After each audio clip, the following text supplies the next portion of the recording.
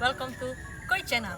Jadi pada malam ini aku lagi bersama dengan angkatan 1 dan perwakilan dari angkatan 2. Nah, kita kenalan dulu yuk sama mas-masnya. Kita mulai dari yang sebelah kanan ya. Agak pemalu dikit nih orangnya. Kita kenalan.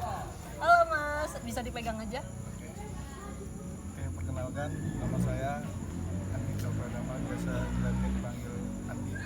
Saya dari angkatan 1. Jadi udah kenal ya namanya siapa, Mas Andi. Nah, di sebelah kiri aku ada juga nih Mas Tampan, udah jadi polisi sekarang. Oke, kita kenalan lagi nih. Oke Mas, silakan. Ya halo, hai, nama saya Tri Harmanto. Kalau di latihan adik-adik sering manggil Mas Tri. Mas Tri, yang kanan Mas Andi, yang kiri Mas Tri. Sekarang kita lanjut untuk bertanya, mengapa sih mereka tertarik untuk masuk dalam pra-SH? Ditambah lagi mereka adalah angkatan perdana atau angkatan pertama. Kita mulai lagi dari Mas Andi ya. Oke Mas Andi, Mas Tri tunggu ya. Oke Mas Andi, jadi gimana sih sejarah bisa Mas itu tahu SH Winongo, terus Mas mau ikut latihan pra-SH di SH Winongo ini? Pertama kali tahu latihan SH Winongo itu di Garkin. Dulu saya melihat tetangga saya yaitu Mas Tri sama paman saya sendiri, Mas Kami, itu latihan di depan rumah saya. Saya lihat gerakannya bagus, terus tradisional, energi.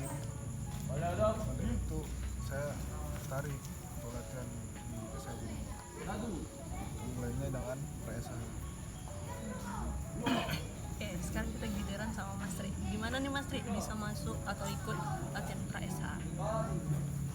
Kalau dari saya sendiri sih, awalnya saya dari SH Winongo ini, apa sih SH Winongo?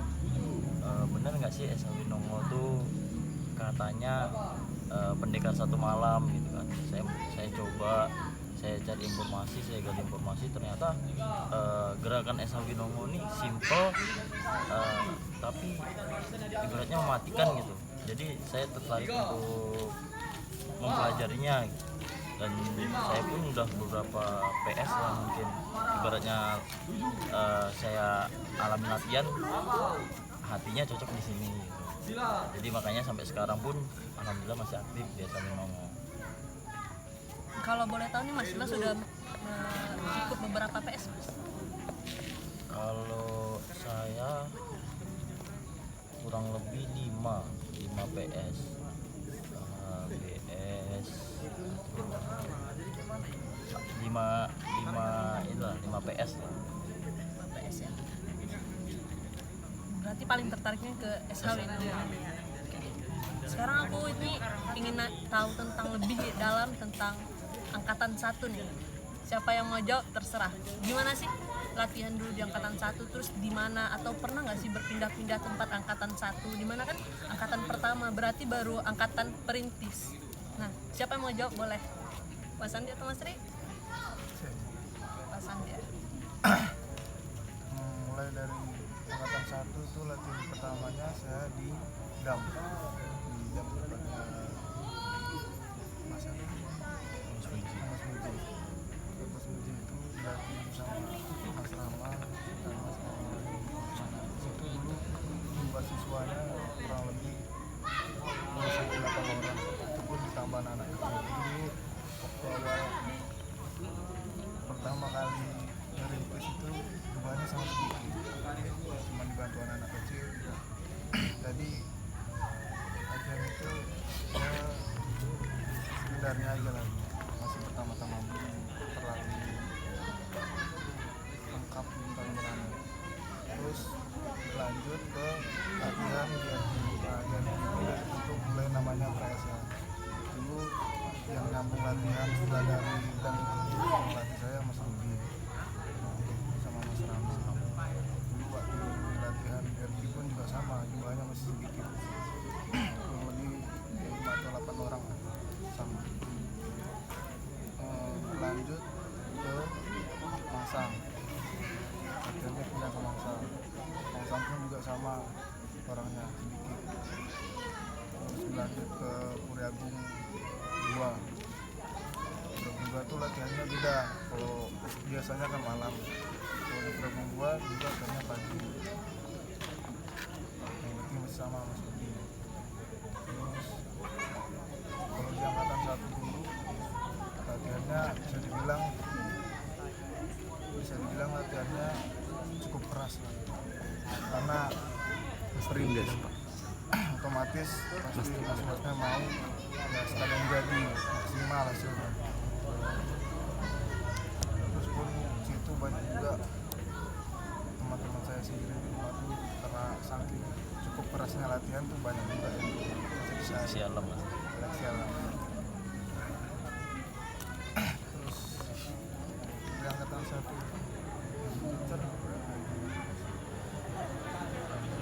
kurang lebih paling cuma 7 orang karena seleksi alam kan. Terus pulangnya pun juga dulu larut malam, kalau sekarang batasin cuma jam 11, kalau dulu bisa jam 12, jam 1 Minimal. Nah, itu sedikit cerita tentang masa 1 menurut saya pribadi, pengalaman saya. Oke, terima kasih Mas Andi. Sekarang aku punya pertanyaan buat Mas Tri. Dari cerita Mas Andi tadi kayaknya cukup berat nih Mas latihan. Pernah nggak sih terlintas di benak Mas pengen keluar gitu latihan dari pra SH? Kayak ngapain sih capek-capek latihan? Pernah nggak, Mas? Kalau keluar sih ya namanya kita masih anak muda ya kan, kita pengen ya iri lah lihat teman-teman kita tuh ketika kita capek-capek mereka main ngegame, main warnet. Dulu zamannya warnet Mas Andi ya, belum main HP ya. Jadi kita ada rasa iri, teman-teman kita main warnet, tapi mikir lagi ke depannya ini buat kebaikan kita, jadi itu jadi motivasi kita. Kalau mau berhenti sih memang kalau dibanding sekarang jauh lah Pak, karena dulu memang latihannya rasanya pengen berhenti aja tiap malam. Kapan berhenti latihan, kapan berhenti latihan, kalau bisa ada emasnya yang nggak boleh datang gitu. Kalau bisa emasnya ada yang nggak datang. Jadi itu cukup angkatan 1 lah mungkin yang tahu kan. Jadi ya pengalaman juga sih, pengalaman yang paling berharga, dimana kesulitan itu pasti ada ini kesuksesan yang menanti gitu kan. Meskipun kami capek-capek, dan saya sendiri pun dulu